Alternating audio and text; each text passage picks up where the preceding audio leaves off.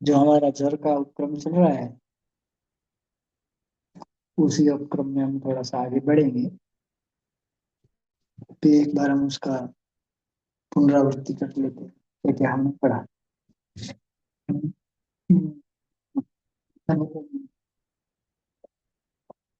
लोग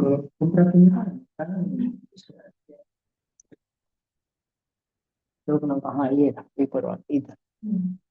अल्लाह अष्टांग हृदय। आवाज આવે છે મારો बराबर?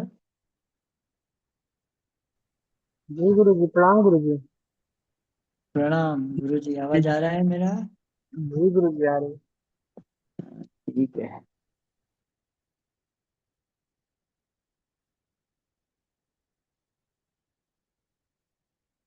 आप पर थोड़ा इधर आ जाओ। सुनता है।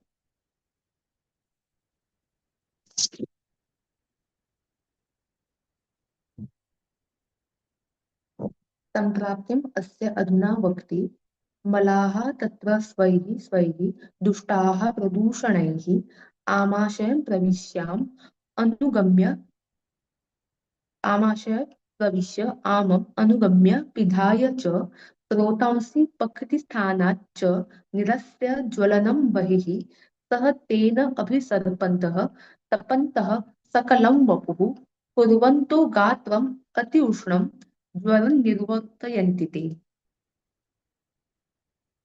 अब यहाँ पे हमने श्वेही श्वेही श्वेही श्वेही के दो अर्थ हैं। एक तो जो दोष है वो अपने गुणों से युक्त हो। एक है श्वेही श्वेही, वायु वायु से, पित्त पित्त से, कफ कफ से।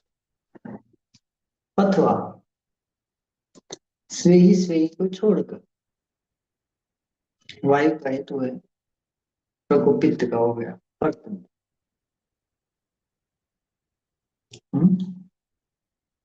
और आगे मला। मला का अर्थ क्या है? मला यानी दो प्रकार के मल।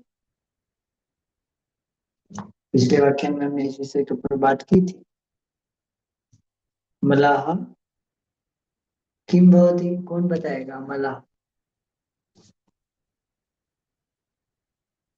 बताओ।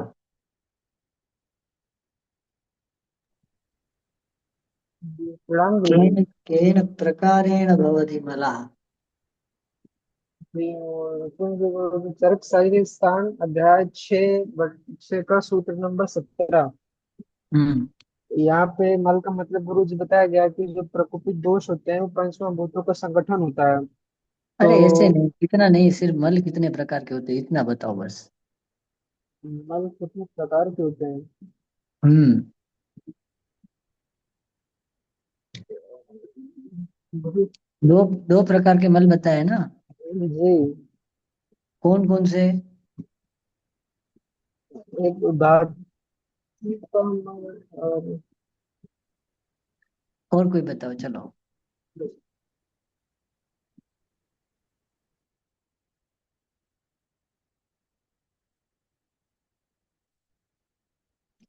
चरक शारीर स्थान अध्याय 6।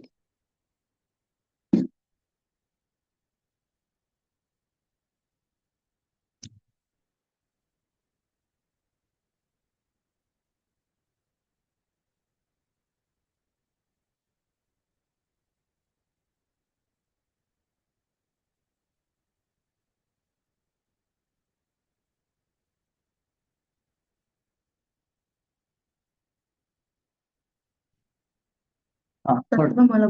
तत्त्वमलभूताः ते ये शरीरस्य अबाधकराः स्युः तत् यथा शरीरछिद्रेषु उपदेहाः पृथक् जन्मानो बहिर्मुखाः परिपक्वाः च धातवः। बस ये दो प्रकार। कौन कौन से? परिपक्वश्च धातवः। परिपक्व धातु का अर्थ क्या था? ये जो महाभूत शरीर के अंदर गया फिर उसने अपनी अपनी गति करी, जिनको जो जो महाभूत चाहिए थे वो महाभूत उसने दिए। अंतिम में इंद्रिय वस्त्र तस्में उनके गुणों का पाक हुआ, शब्द स्पर्श रूप रस गंध का। ये पाक भी चलता रहा, चलते चलते चलते वो उसके अंदर भी वो भी कंटेंट था, वो कैसा हो गया, समाप्त हो गया। जो ऊर्जा निर्माण था उसका वो समाप्त हो गई। अब उसके अंदर कुछ बचा नहीं, कैसा हो गया, न्यूट्रलाइज्ड हो गया, राख बन गया, भस्म बन जाता है। इसको क्या कहा, परिपक्व धातव। अन्य वही छिद्र, शरीर के छिद्रों में आंख कान नाक ये सब में आ रहे। उपदेया, उपदेशु स्थपिता पृथक पृथक जन्म, पृथक पृथक यानी सब जगह के अलग अलग, ये मन है। ये अगर शरीर के अंदर रहे तो इसका प्रभाव भी किसके ऊपर पड़ता है, आमाशय के ऊपर। व्याख्या कैसी की थी हमने, कायाग्नेषु, क्या लिखा था, कायाग्ने अंशाः। श्लोक क्या था वो, याद है,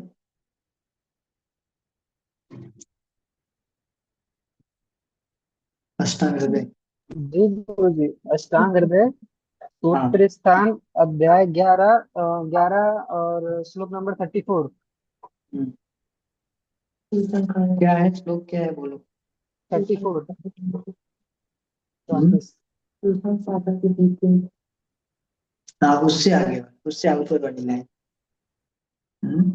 दार स्वस्थानस्थस्येषु, स्वस्थानस्थस्य तस्य कायाग्नेः अंशाः संसृताः संसृताः संसृताः अंशाः तासु धातुषु संस्थिताः। बराबर। अर्थ क्या हुआ कि समग्र देह असंख्य परमाणु, कितने, असंख्य।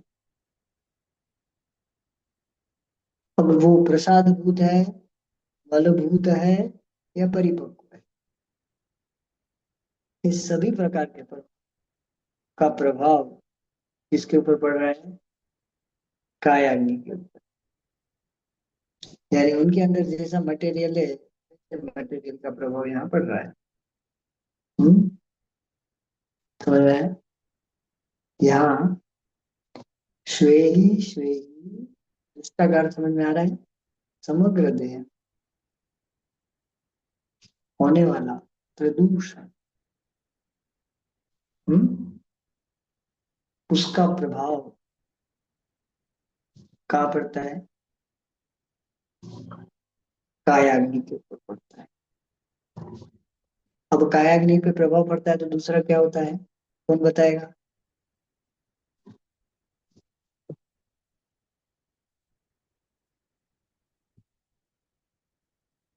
गुरु जी प्रणाम। प्रणाम, बोलो। गुरु जी, कायाग्नि के ऊपर प्रभाव होके जो जो धातुएं है उसके जो जो गुण है उसके गुण में क्षय या वृद्धि प्रकट होती है। पर कायाग्नि के ऊपर जब प्रभाव पड़ता है उसके बीच में एक और घटना घटित होती है। हाँ, दोषों का अधिक हो जाता है। उसके बाद मंदाग्नि होती है या विषमाग्नि होती है या तीक्ष्णाग्नि होती है। उसके आधार के ऊपर क्या धातुओं बात में है, रहे।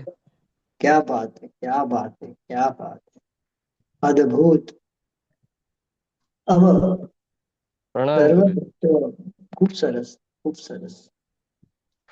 सर्व धातुओं में जो अणु है उसमें जल और पार्थिव प्रधान अंशों का परिबळ प्रभाव ज्यादा होगा। वो अग्नि कैसी हो जाएगी,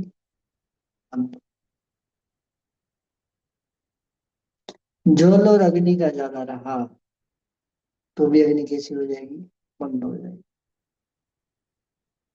अग्नि और वायु का प्रभाव रहा तो अग्नि कैसी हो जाएगी, तीक्ष्ण हो।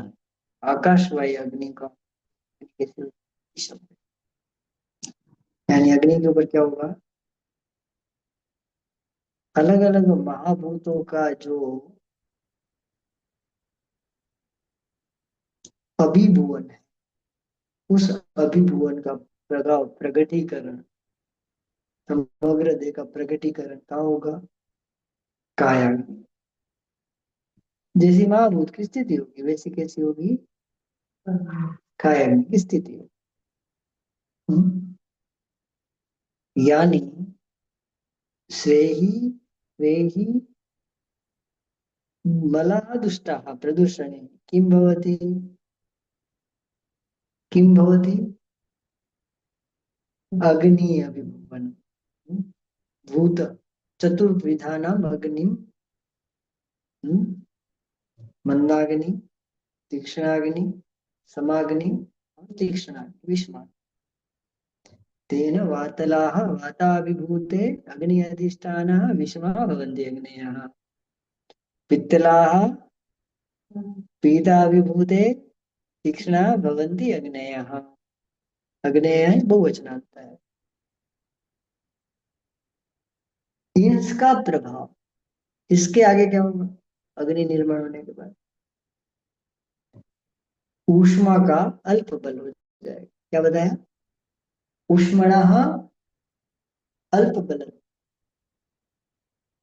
आद्यम धातुम अपाचितम दुष्टम आमाशयनुगतम रसमहं प्रचक्षते। ये चौथा स्टेप ख्याल आया।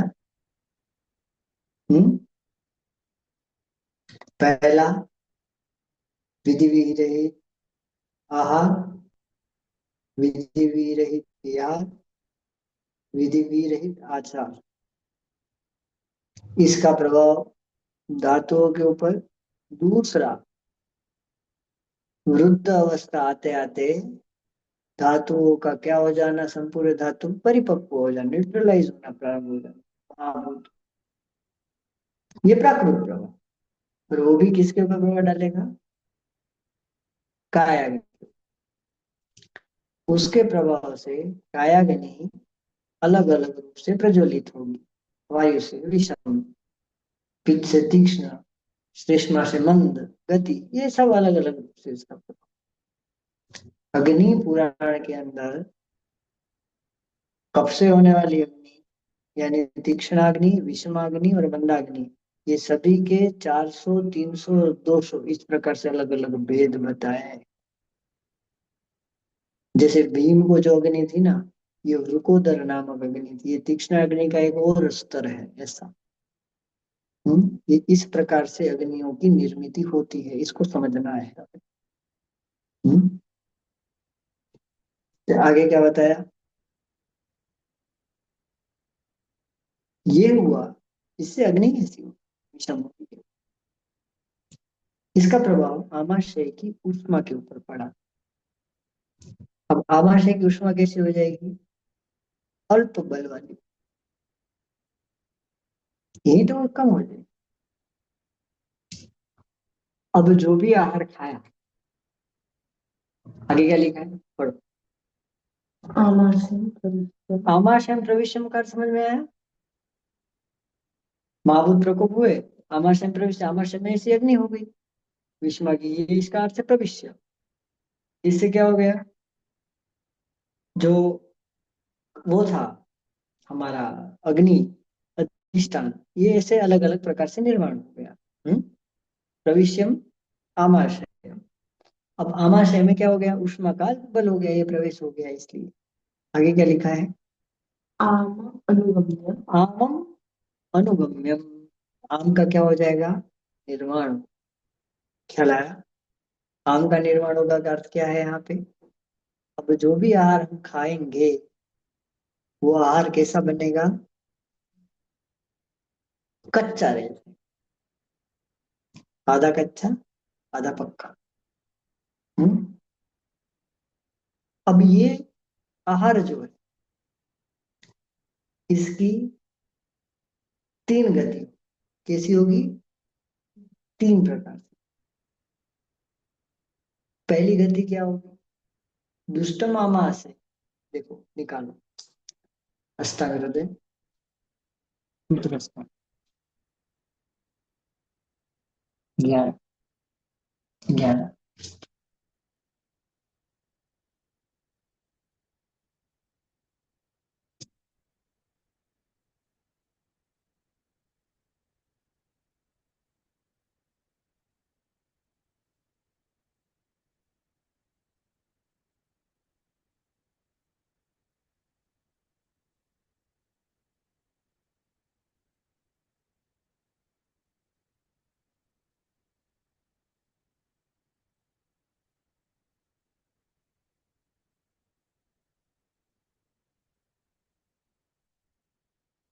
मतलब जिस प्रकार से फ्रेंडली है ना, इस प्रकार से हस्तांग हृदय अभी नहीं हो पाता, लगता है कभी कभी।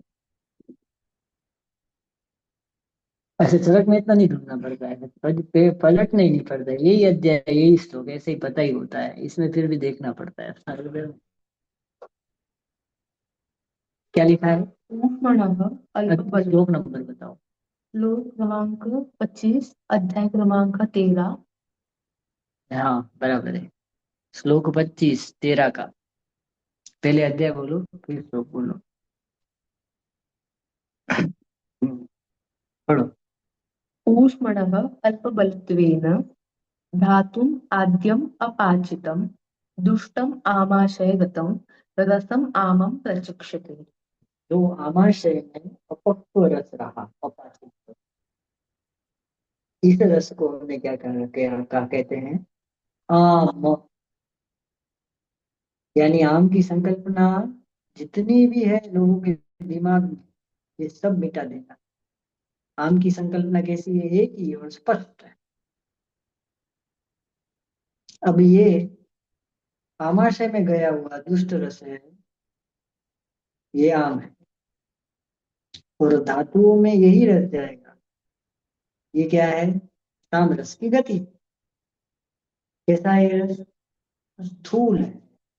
रस कैसा है, स्थूल है, जल और पार्थिव प्रधान है, परम सूक्ष्म नहीं है, सुश्रुत है। सुश्रुत निकालो, ये क्या है, वो है सुश्रुत है।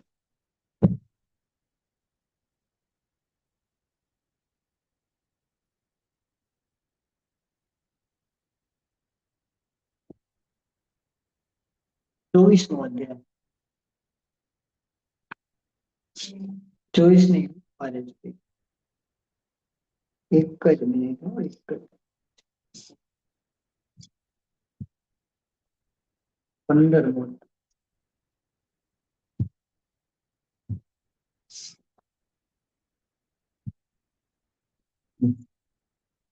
सुश्रुत અધ્યાય 14, સૂત્રસ્થાન અધ્યાય 14 અને શ્લોક નંબર 3।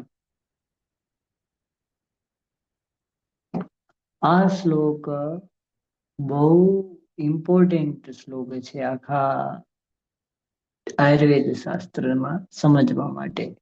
કેને સમજવા માટે, ધાતુઓની ગતિને સમજવા માટે, રસની સંકલ્પનાને સમજવા માટે, આમની સંકલ્પનાને સમજવા માટે આ શ્લોક બહુ મહત્વપૂર્ણ છે।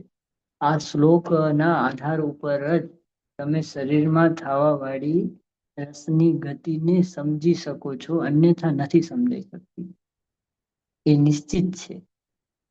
એટલે આ શ્લોક બહુ સારી રીતે 15, 20, 25 વખત વાંચવો જોઈએ, વારંવાર વાંચવો જોઈએ દિવસ, ત્યારે જઈને આ શ્લોક સમજમાં આવે છે। એવો કઠિન શ્લોક છે આ, લખ્યું સિમ્પલ છે પણ શ્લોક કઠિન છે।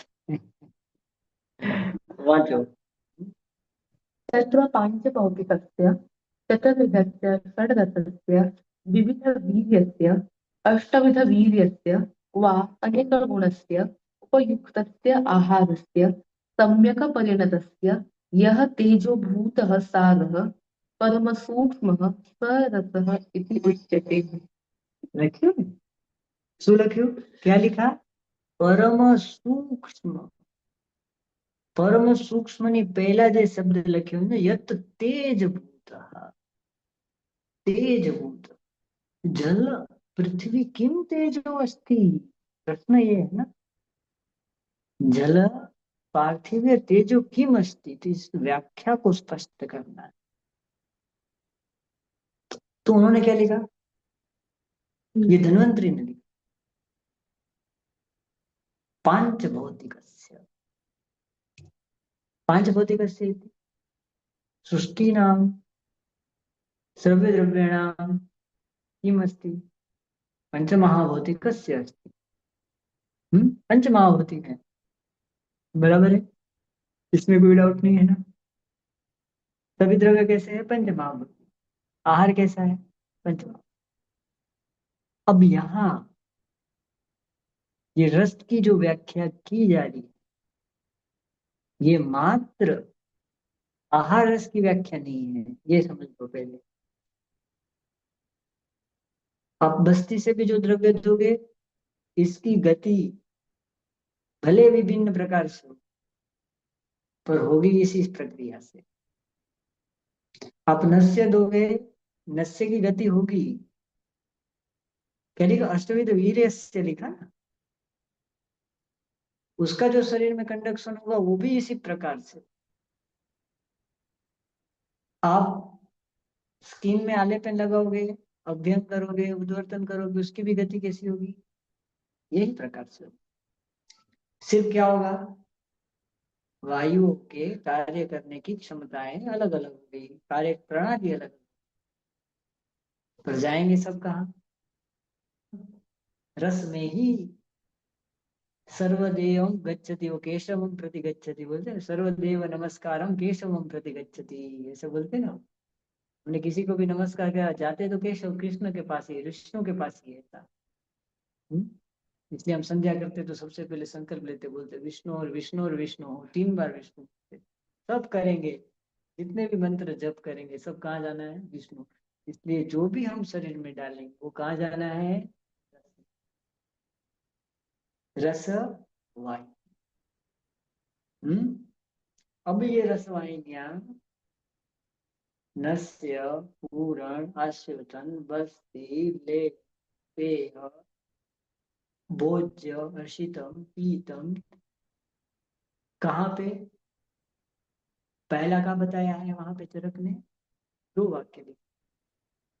पहला वाक्य क्या है, विविधम असितम पीतम लीडम खादितम जंतो हितम अंतरग्नि संदुक्षित बलेन, अंतर अग्नि संदुक्षित बल इति जठराग्नि, पर जठराग्नि व्यापार सर्वमपि अग्नि न ना, वहां जठराग्नि व्यापार नहीं है, बाकी सभी अग्नि का व्यापार है। तो यहाँ क्या आएगा, यथस्वेन उष्मणा, यथस्वेन यानी सभी महाभूतों की, सबकी इंडिविजुअल जो ऊष्मा है, उनके द्वारा इनका पाक किया जाता है। क्या रहा है, इसलिए यहाँ क्या लिखा है, पांच भौतिक। आगे क्या लिखा है, चतुर्विधस्य, चतुर्विधस्य यानी दूसरी व्याख्या। देखो अलग अलग व्याख्या बता रहा हूं। अब यहाँ पंच भौतिकस्य में सभी प्रभाव, सभी प्रभाव यानी चल रहे हो उसका प्रभाव पड़ेगा, रस ऊपर नहीं पड़ेगा। आप दौड़ोगे, आप थक नहीं जाते हो। अभी ये पांच भौतिकस्य शब्द है ना, इसके ऊपर कम से कम 3 व्याख्यान होने चाहिए, सिर्फ पांच भौतिकस्य को समझने के लिए। रस का पांच भौतिकस्य की संकल्पना यहाँ सुश्रुत क्या कहना चाह रहे, ये सब। अब चिंता करोगे, शोक करोगे, उसका प्रभाव रस के ऊपर पड़ेगा। अब व्यायाम करोगे, उसका प्रभाव रस के ऊपर पड़ेगा। अब दिवा स्वप्न करोगे, उसका प्रभाव रस के ऊपर पड़ेगा। क्यों, क्योंकि वो भी व्यवहार महाभौतिक है, आचार भी महाभौतिक है, विहार भी महाभौतिक है, आहार भी महाभौतिक। यानी पंच महाभौतिक से क्या लेना है, रस के ऊपर प्रभाव। सभी प्रकार के आयामों से पड़ने वाला प्रभाव जो शरीर के ऊपर फोर्स पड़ रहा है, यानी ऋतुओं का फोर्स पड़ रहा है, ये भी कैसा है, महाभौतिक। वर्षा में जो वर्षा का जो फोर्स है वो अलग है, शरद का फोर्स आपकी बॉडी पर पड़ने वाला अलग हुआ। अभी आज सुबह बात हुई ना हमारी, वो पास बादल है। समझ में है? पांच भौतिक के कारण कितना अद्भुत है। पहला, दूसरा क्या है? चतुर्विद चरक निकालो। चरक सूत्र स्थान अध्याय 28 નો પહેલો શ્લોક, ત્રીજો શ્લોક।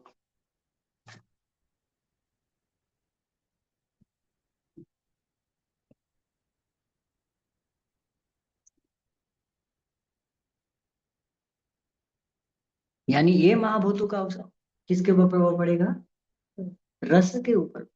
आप जो ज्यादा चल लिए थक गए ना, आप ज्यादा बोल लिए, क्या हो गया आपको? निंद्रा आने लगी। यानी क्या हुआ? रस का शरीर के अंदर क्षय हुआ। आप ज्यादा सो लिए तो क्या हो गया? रस वृद्धि हो गई ना। ये पंचभौतिक रस है। दूसरा, रस का प्रभाव क्या है? चतुर्विध रस। चतुर्विध रस का अर्थ क्या है? यहाँ व्याख्या स्पष्ट करिए चरक ने। 3 विविधम अशितम पीतम लीढम खादितम जंतोः पितम अंतरग्नि संदुक्षित बलेन यथा स्वेन ऊष्मणा। अब यहाँ पे क्या बात है?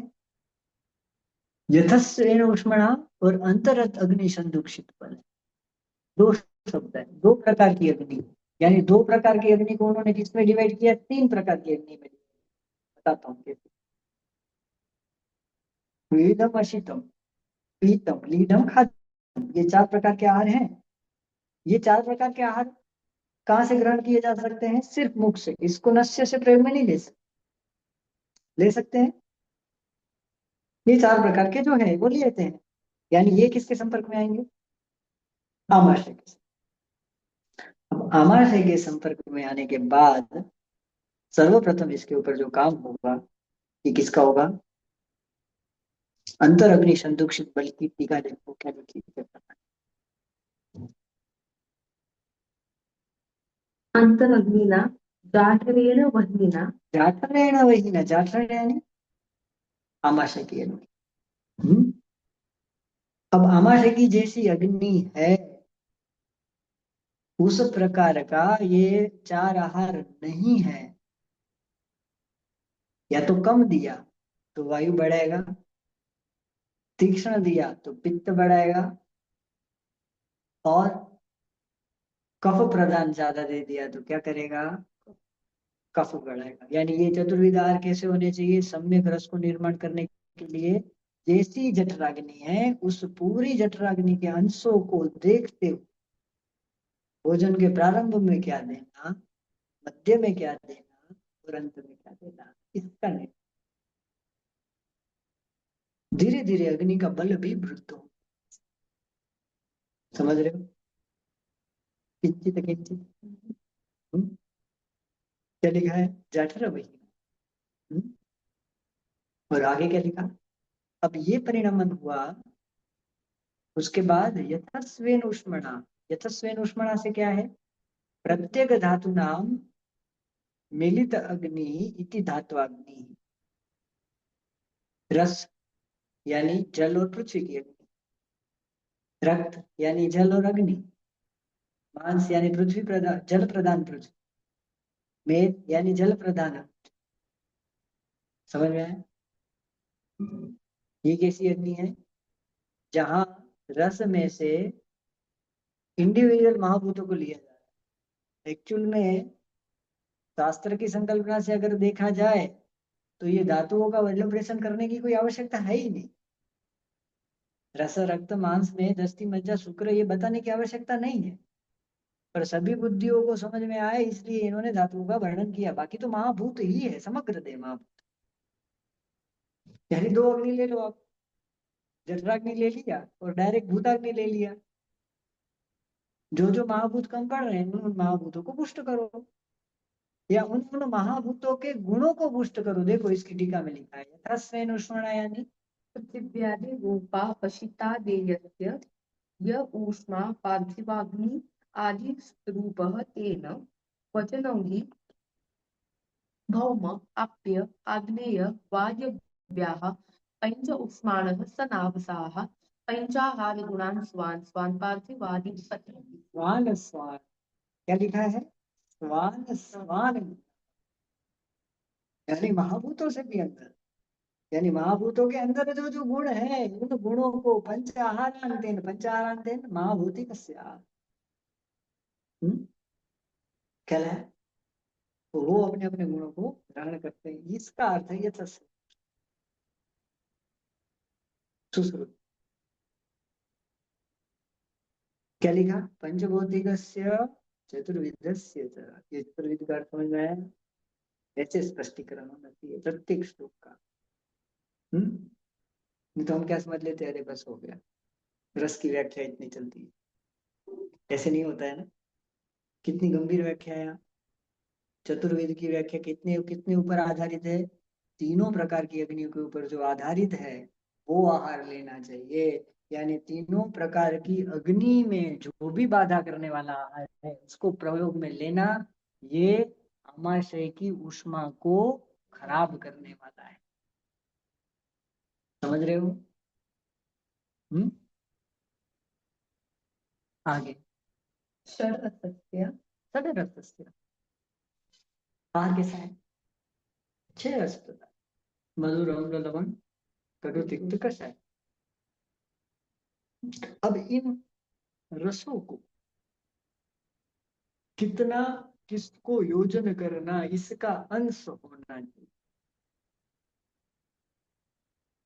यानी बलवान कौन सा, मध्य कौन सा, फिर अल्प कौन सा। बलवान मधुर देना है, बलवान अम्ल देना है। बताते में क्या कह रहा है? बलवान अम्ल देना। गुल्म में क्या लिखा है? वातिक गुल्म में क्या लिखा है? बलवान अम्ल लवण मधुर देना है।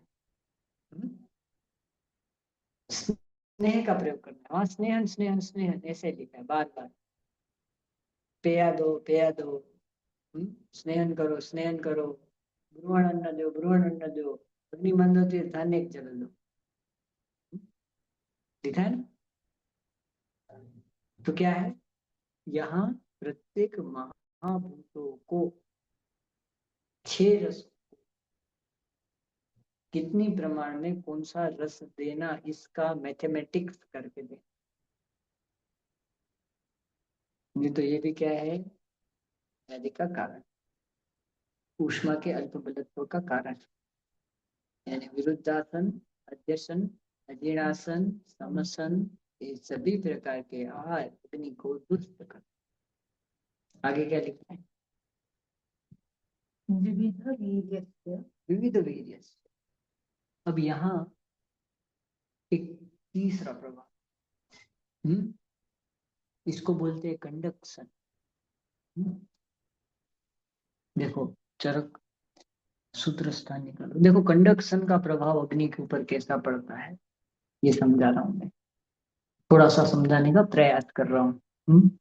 निकालो तो अध्याय 16 चरक है ना, इसमें 16 नंबर का अध्याय निकालो सूत्र स्थान में।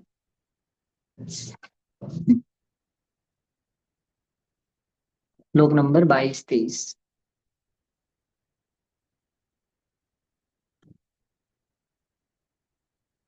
भेषजक्षपिते पथ्यम् आहारैः एव ब्रूमणम् घृत मांसरस क्षीर रुद्रयूष उपसंहितैः।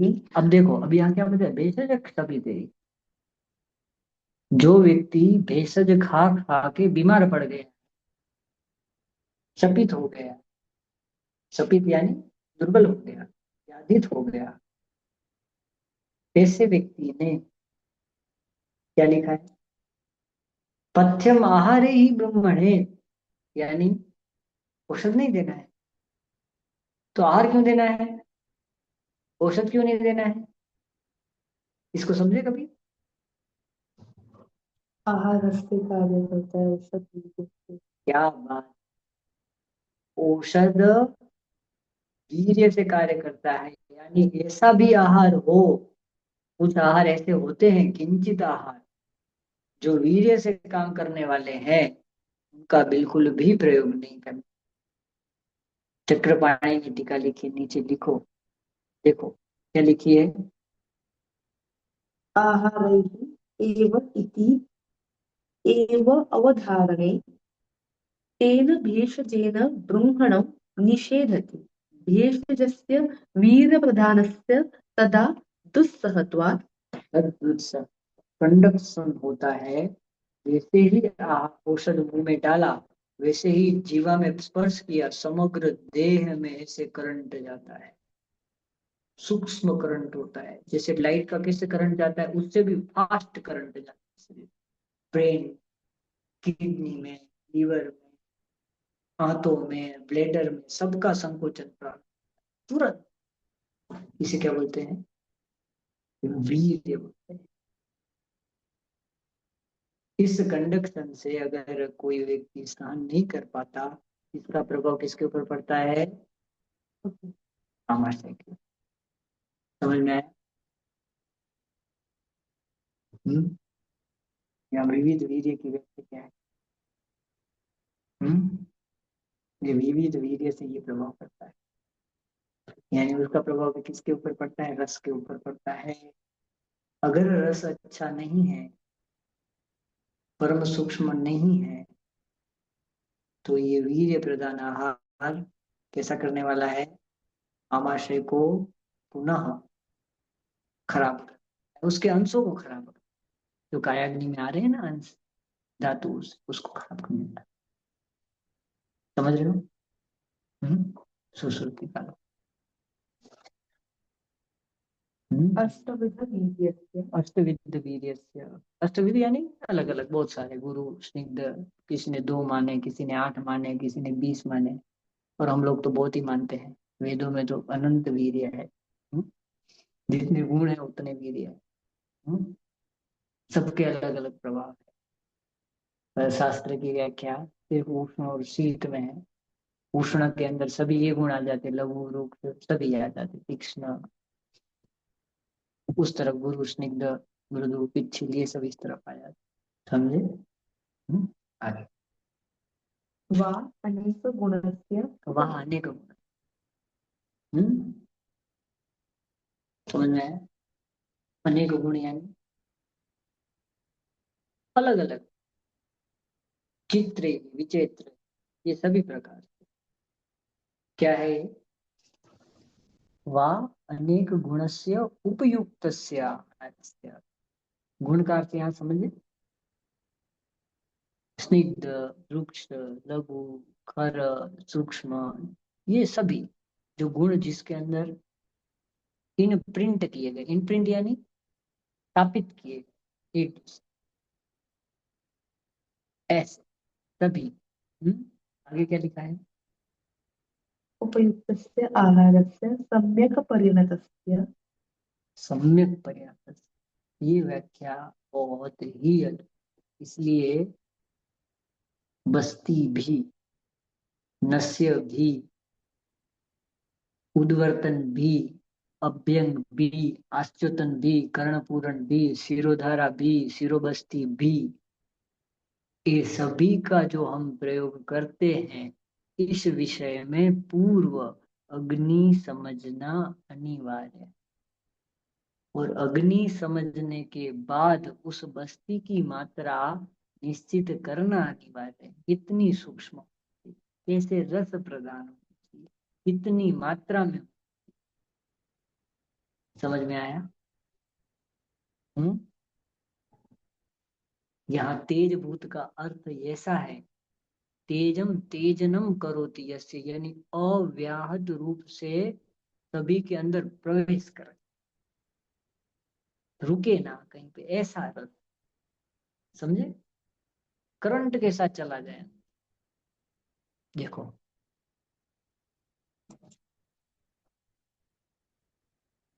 एक साइड पर રાખી દો, साइड में રાખી दो, એટલે પછી ઉપડે नहीं પછી। जो शब्द शब्द, हम शब्द बोले, डायरेक्ट कान में गया, કેટલી વાર લાગે, આમ સમય ન લાગ્યો, એટલી ફાસ્ટ ગતિ હોય। પછી આગળ શું લખેલું છે? अर्ची અર્ચી એટલે आग આગ. क्या बात है. जल संतानो જલ સંતાન, પાણી કેમ આમ વહે છે? પાણીની ધારા વહે ને આમ એક જગ્યાએ બીજી જગ્યાએ આખા શરીરમાં હાલી જાય. એ રસ છે એમ. આગળ શું લખ્યું છે?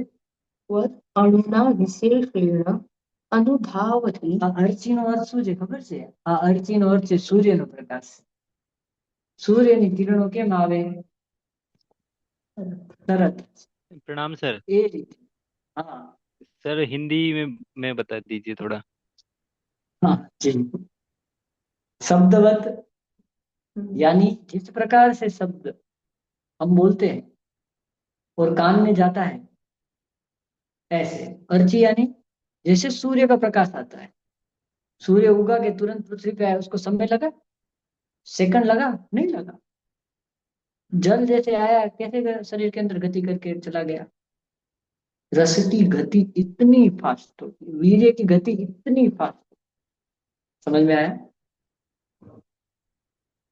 तो ऐसा रस निर्माण होना चाहिए, ऐसी औषध निर्माण होनी चाहिए जो अव्याहत रूप से शरीर के समग्र स्रोतों में बिना रुके चली जाए. इसलिए क्या लिखा है यहाँ पे मूल श्लोक में? क्या लिखा है? यह तेजभूत सार. तेजभूत सार, सार का अर्थ समझते हो? यही ओज है.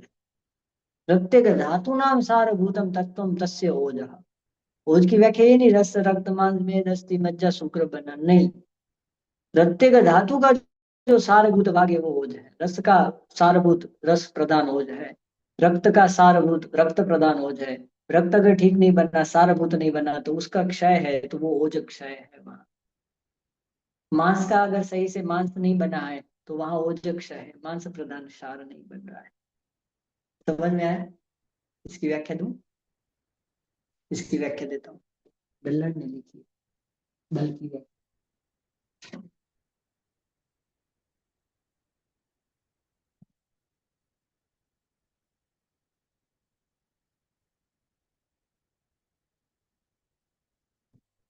पढ़ो.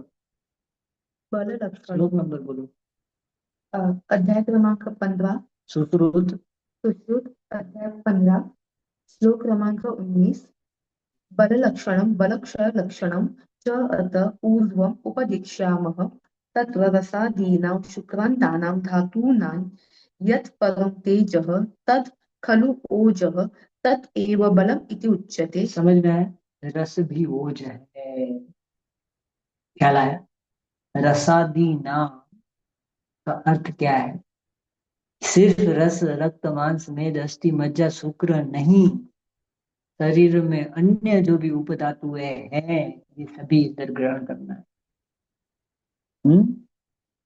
यानी जो भी माइक्रो न्यूट्रिएंट्स हैं, समझ में आया? जो भी विटामिन है, जो भी मिनरल्स हैं, ये सभी ओज है. समझ में आया? इसका मतलब ये नहीं मल्टीविटामिन लेना है ना. इसका अर्थ ये है कि इनकी भी अगर अछत होती है, यानी ये कम बनते हैं, तो भी अग्नि के ऊपर प्रभाव पड़ता है. समझ रहे हो? रसादि नाम से शुक्र अंतानाम सर्वम धातु सर्वम उपधातु यतः तेज खलु ओज. ये तेज का अर्थ समझ में आया? जो प्रकट हुआ है, यानी संतृप्त हो गए, ये ओज है. देखो इसकी टीका लिखी है. बललक्षणं यत् परं तेज इति यत् उत्कृष्टं सारः इति अन्ये व्याख्यानयन्ति तत् खलु ओजः तत् एव बलम् इति उच्यते इति. इयं च अभेदोक्ति. एक मिनट मुझे दो.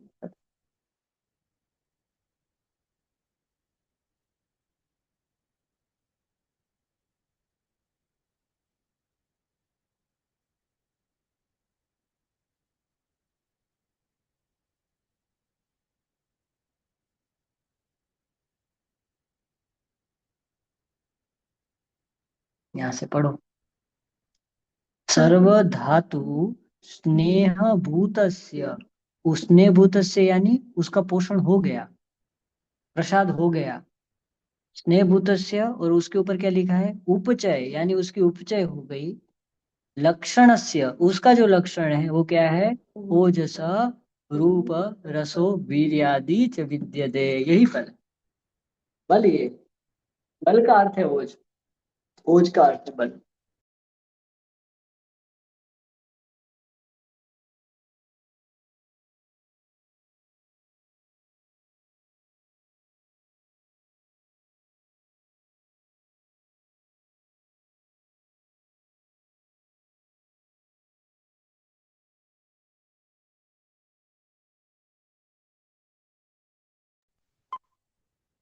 हाँ,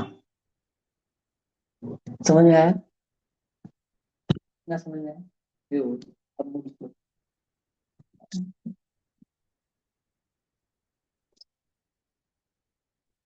क्या है, रस इति उच्यते तस्यम हृदय स्थानम, इसका स्थान हृदय है। इस रस का स्थान हृदय है। अब ये हृदय कौन सा है, ये दोनों हृदय है। जो हमारा चेतन अधिष्ठान भूत हृदय है वो भी, और जो इंद्रिय अधिष्ठान हृदय है वो भी। यहाँ से समग्र देह में सभी धातुओं के मार्ग जाते हैं।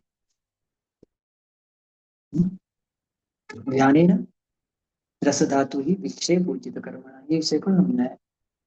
आगे क्या लिखा है, हाँ ठीक है, ये धन धमनियों से जाता है, चतुर्विश धमनी अनुप्रवेश्यम, फिर उसके बाद वो शरीर के 10 अधो, और वो ठीक है, वो छोड़ दो। इसमें एक शब्द है परम सूक्ष्म, ये शब्द निकालो। हाँ, यत तेज भूत सारः परम सूक्ष्म सरस उच्यते, ये परम सूक्ष्म निर्माण नहीं हुआ, यानी ये क्या करेगा, आमाशय में रुक जाएगा, और अन्य जो होगा वो कहाँ जाएगा, अन्य धातुओं में जाके अवरोध उत्पन्न करेगा। समझ में आ रहा है, समझ में, इसका हृदय निकालो।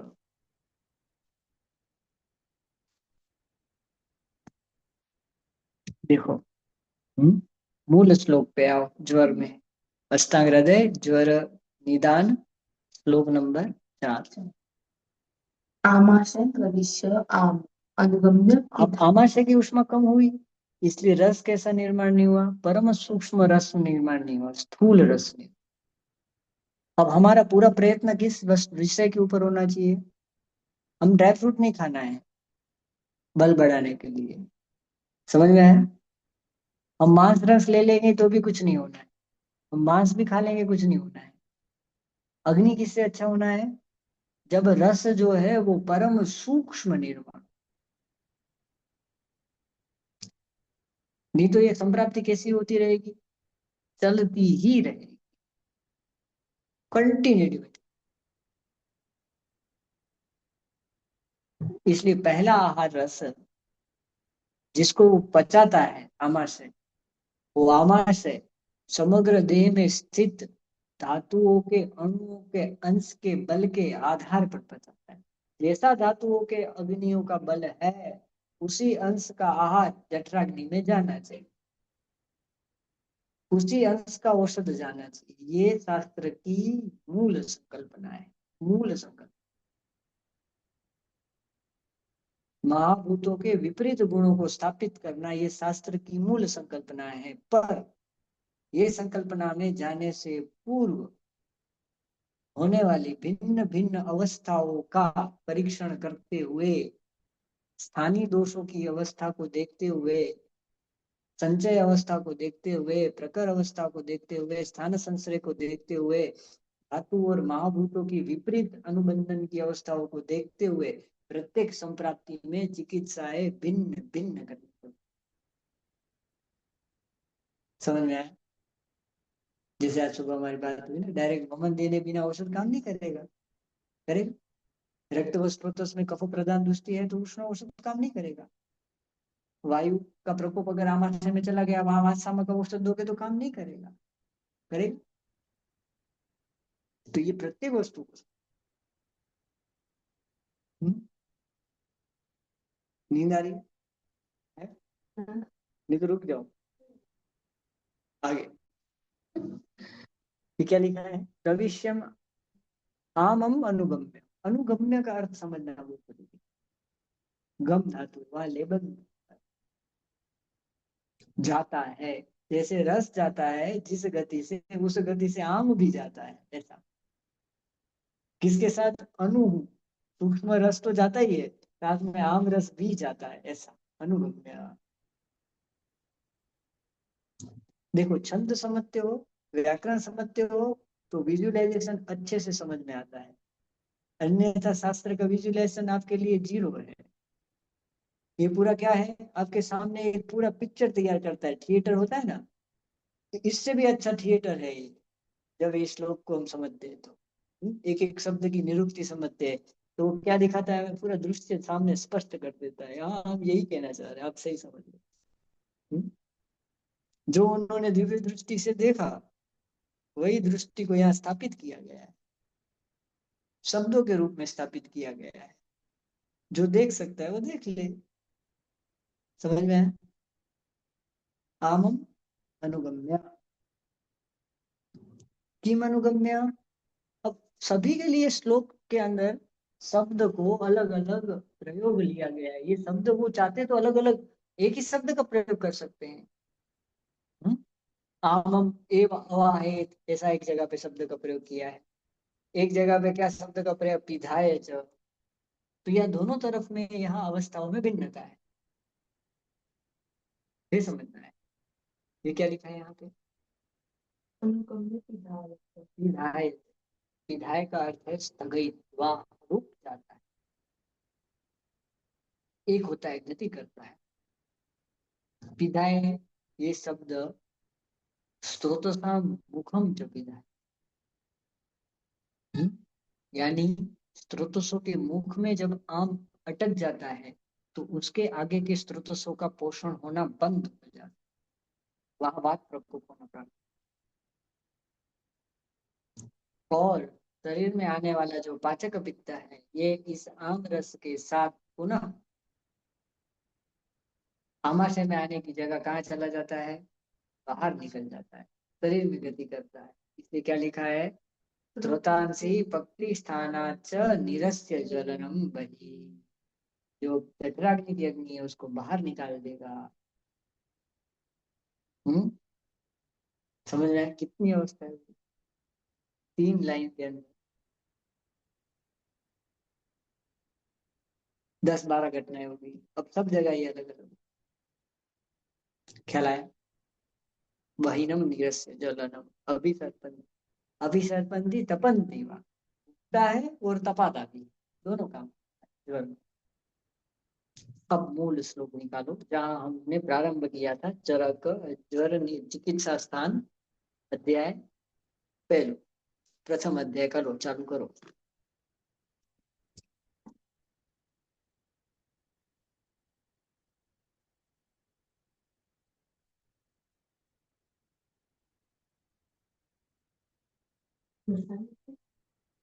चिकित्सा स्थान અષ્ટાંગ હૃદય છે। હવે આ બે ગ્રંથ રાખી દો, ચરક સુશ્રુત રાખી દો। હા, અષ્ટાંગ હૃદય છે ને, આજે માણસોને અષ્ટાંગ હૃદય સમજમાં નથી આવતી, તો ચરક પછી સમજમાં કેમ આવે?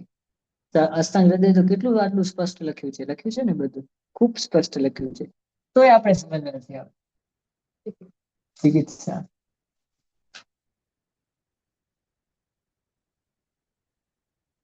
બસ સાહેબ આગળ। હવે अब यहाँ से चिकित्सा का पहला टप्पा चालू होता है। अब ये जो टप्पा है, ये मैं अभी पूर्व रूप अवस्था का टप्पा प्रारंभ कर रहा हूँ, अभी व्याधि निर्मिति का टप्पा चालू नहीं कर रहा। पूर्व रूप और आदि अवस्था, अग्नि ठीक करने की अवस्था कैसे प्रारंभ करना है। अब इसके इतने आयाम हैं, अलग अलग आयाम हैं, बहुत सारे। ये सभी आयामों को हमको समझना पड़ता है, नहीं तो हम गड़बड़ कर देते हैं, है ना। यहाँ ड्रग्स का सिलेक्शन ऑफ ड्रग्स महत्वपूर्ण नहीं है, महत्वपूर्ण क्या है, अवस्था क्या है, दोषों की कैसी अवस्था है, और इस अवस्था में हमें क्या करना है, ये समझना है। ड्रग्स तो आप ले सकते आपके हिसाब से, जो आपकी अवेबिलिटी है आपके पास वो प्रकार। क्या लिखा, पहला श्लोक पढ़ो। अस्तांग हृदय तथा तो चिकित्सितं रक्तस्यामः इति स्म आहो आत्रेयाग्रो महत् ठीक है, ये हो गया, आगे। आमाशयस्थ हत्वा अग्नि तामो मार्गान् विधाय बस वापस वही हमारा पहले भाग से चालू हुआ, पिक्चर वहां समाप्त हुई थी ना, अब अगली पिक्चर हमारी दूसरा भाग चालू हो रहा है। तो पहली लाइन क्या लिख दिया उन्होंने, आमाशयस्थ कैसे हुआ वो भी बताया, हत्वा अग्नि वो भी समझ में आया। आगे क्या लिखा, साम, साम क्या करता है, आमाशय के भी मार्ग को अवरुद्ध करता है, स्रोतों के भी मार्ग को। आगे क्या लिखा है, स्थगित पिधाय च, पिधाय का अर्थ है रुक। यहाँ पे भी पिधाय की टीका लिखी है, पढ़ो। तथा मार्गान् विधाय स्रोतांसि स्थगयित्वा स्रोतांसी, स्रोतस शब्द है, स्रोतस, स्रोतस, स्रोतस शब्द है, कैसा चलता है, स्रोतस, स्रोतांसी, स्रोतांसी, है ना, बहुवचन चलता है। ये कहाँ है, स्रोतांसी, स्रोतांसी कैसा, बहुत सारे स्रोतसों को क्या कर देता है, स्थगयित्वा। अब स्रोतस ही स्थगित हो गए तो उससे आने वाला स्त्राव या जाने वाला स्त्राव दोनों कैसा हो गया, रुक गए, स्थगित हो गए। समझ में आया। अब यहाँ से संप्राप्ति प्रारंभ होती है। अब हमें ये पूरी गड़बड़ को ठीक, हमारे पास इस अवस्था में भी रुग्ण आते नहीं है, पैरासीटामोल खा लेते हैं लोग। इसके बाद उसको ज्वर की क्रोनिसिटी, व्यक्ति को, हमारे पास ऐसे व्यक्ति आते हैं कि साल में 2-2 बार ज्वर आते हैं, उसके बाद भी दवाई खाते रहते हैं। फिर उसके बाद कुछ क्रोनिसिटी वाली जब डिसीज हो जाती है, सभी स्रोतों में एकदम अवस्थाएं खराब हो जाती है, फिर हमारे पास आते हैं 15-20 साल के बाद। ये अवस्था में हमारे पास आ जाएगा तो हम तो बहुत ही अच्छा कर लेंगे। हमारे पास इस अवस्था में कहाँ आते हैं लोग, है ना। हमारे पास तो कैंसर हो गया तो आ गए, है ना, हमारे पास डायबिटीज हो गया तो आ गए, हमारे पास ये ब्लड प्रेशर हो गया तो आ गए, रक्तपित्त हो गया तो आ गए, ऐसी अवस्थाएं हो गई। और उपद्रव युक्त अवस्थाएं हो गई, यानी स्रोत, एक स्रोत में तो थे, उन्होंने बड़ा चढ़ा के और बड़ा के आ जाते, वात रक्त हो गया तो आ गए। तो ये अवस्था में तो हमारे पास आते ही नहीं है। अब इस अवस्था के चिकित्सा तो हमें यहीं से प्रारंभ करनी पड़ेगी, कुछ भी होगा, ये नहीं करेंगे तो कुछ भी नहीं कर पाएंगे, क्योंकि ये तो मूल है, चिकित्सा का मूल है। आगे, विदधाति ज्वरन् विदधाति, विदधाति विशिष्टेन, ददः, दा धातु, धा, धारण, किसको धारण करने वाला, ज्वर को धारण करने वाला। ये देह, इस देह में, ज्वर ने इस देह को धारण, कैसे धारण कर रखा है, एंड्रोजन्स इफेक्ट, इसको क्या बोलते हैं, एंड्रोजन्स इफेक्ट। देखो, चरक चिकित्सा स्थान अध्याय 3।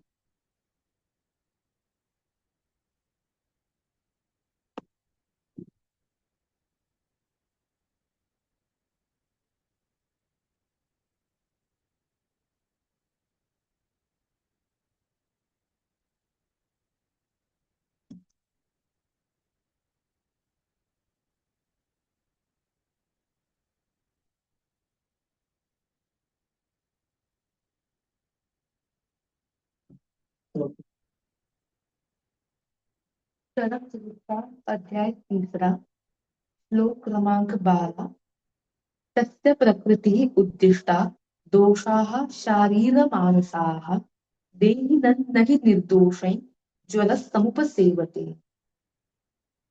निर्दोष यानी दोष बिना के, जिसमें दोष नहीं है, ऐसे शरीर में कृमि प्रवेश नहीं करते, भूत प्रवेश नहीं करते, पिशाच प्रवेश नहीं करते, प्रेत प्रवेश नहीं करते, यक्ष प्रवेश नहीं करते, गंधर्व प्रवेश नहीं करते, राक्षस प्रवेश नहीं करते।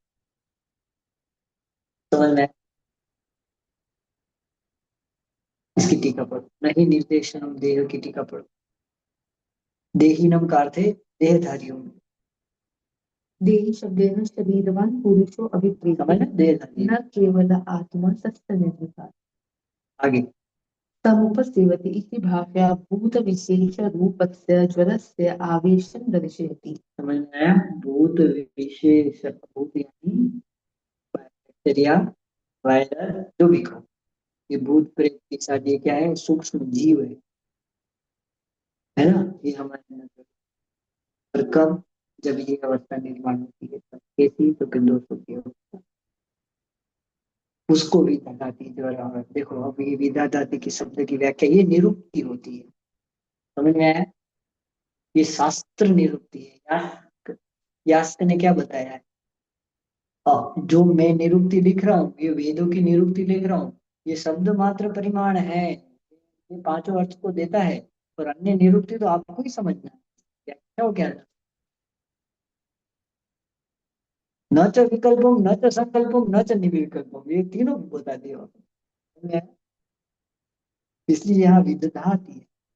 विदधाती यानी जड़ धारण कर लेता है, देह को धारण कर लेता है। किसके कारण? अग्निमत्वा सामान मार्गान विधाय च, ये स्रोतांशी स्थगित्वा च, इनके कारण वो। समझे इतना अच्छे से? प्राग्रूपेषु ज्वरादौ वा बलं यत्नेन पालयन् बलाधिष्ठानम् ये जरम ज्वरं दोष विदधाति जरम ज्वरं दोषाः, तस्मात् कुर्वीत दोषः है ना, ये एक वचन है। दोषः दोषः तस्मात्, तस्मात् कुर्वीत। कुर्वित शब्द कौन सा है? कौन सी विभक्ति? कौन सा पुरुष का है? तृतीय पुरुष आज्ञा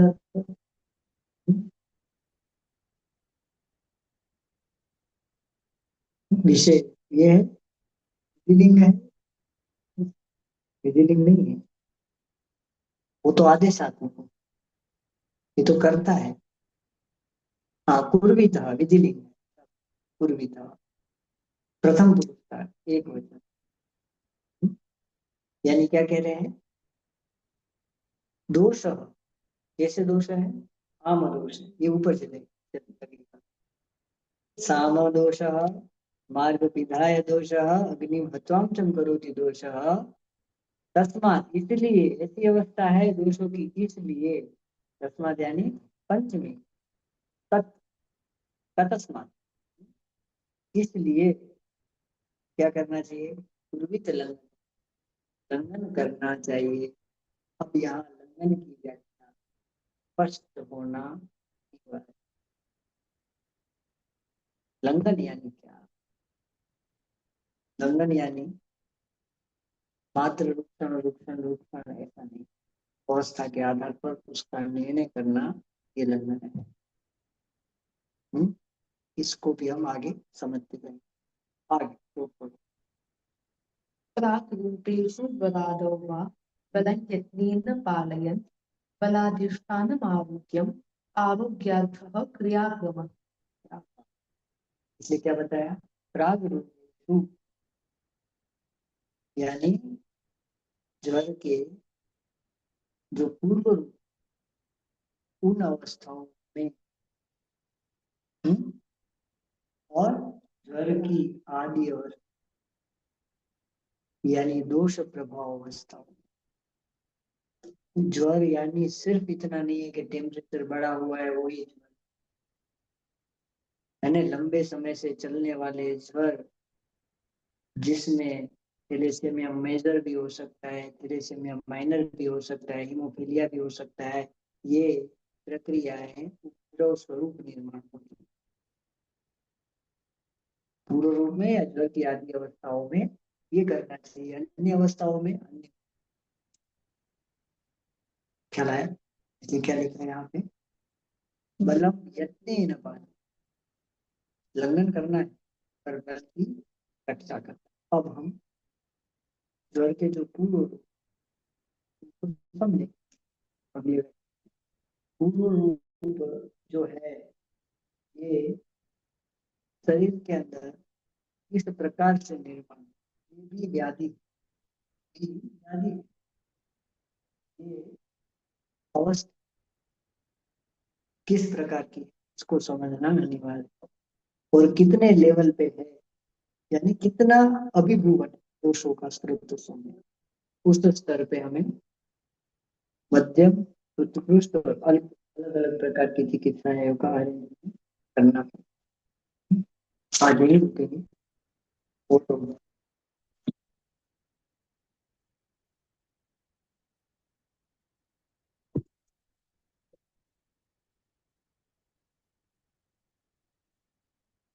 ठीक है, रुकते हैं और क्या।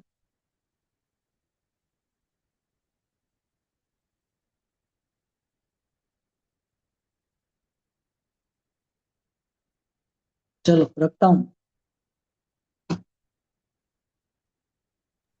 जी, प्रणाम ठीक है, गुरुजी। धन्यवाद। धन्यवाद सर। धन्यवाद धन्यवाद।